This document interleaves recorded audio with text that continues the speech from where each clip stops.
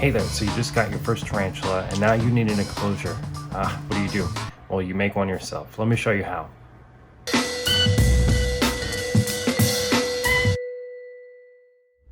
Okay, so there are plenty of different options for enclosures, but today I am making a simple arboreal enclosure. Each enclosure setup will be different according to your species of tarantula. I'm housing a Carabiner versicolor, which needs some vegetation and height, so I'm opting for a taller enclosure.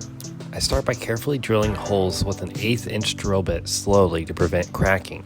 I ended up drilling 2 rows across 2 different sides to create cross ventilation, which is super important for most tarantulas. Eventually, I'm going to create a template that I can lay on top of enclosures to create and ensure a straight line for each of the holes, but for now, this will be fine. I'm adding a stick for elevation, and I'm going to test fit it to make sure that the enclosure closes.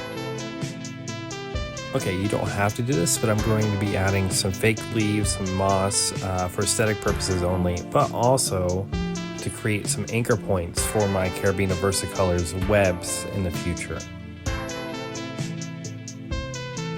I'm just hot gluing simple leaves on and making it look pretty decent, wrapping the vines around the stick and making sure it fits.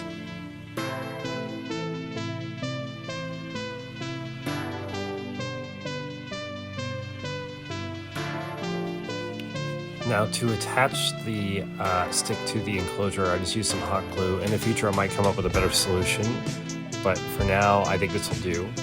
And I think the most important thing to keep in mind is that when you take the top off your enclosure, you want to make sure that everything is solid and doesn't move too much when you remove it for feeding, so that way it doesn't disturb your tarantula. Okay, the next thing I'm doing is adding some substrate to the bottom portion of the enclosure. I'm adding water into it to create some humidity and some moisture for my Carabiner versicolor. After that, I'm going to add a little bit of coconut fiber on top and some crunched up leaves in a water dish.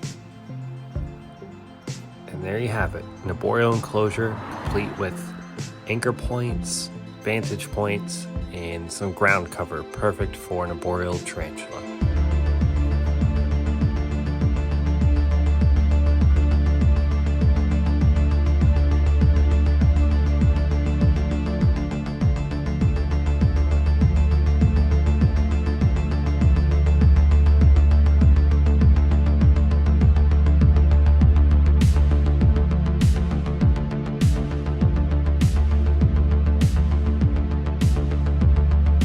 So there's more than one way to make an enclosure. This is just the way that I chose to do it. And again, I'm still learning, expanding on my knowledge of building enclosures, but it's a lot of fun. There's tons of ideas out there. Just go out and figure out which one's best for you. And again, it all depends on your type of species. So figure out what that is first before you go out and buy your enclosures, because you'll end up with a bunch of boxes like I do, and which is good because then you'll have several different options. But make sure you do your research first. So thank you once again for watching. It really means a lot. Again, I am new to this, so still learning, still trying to figure things out.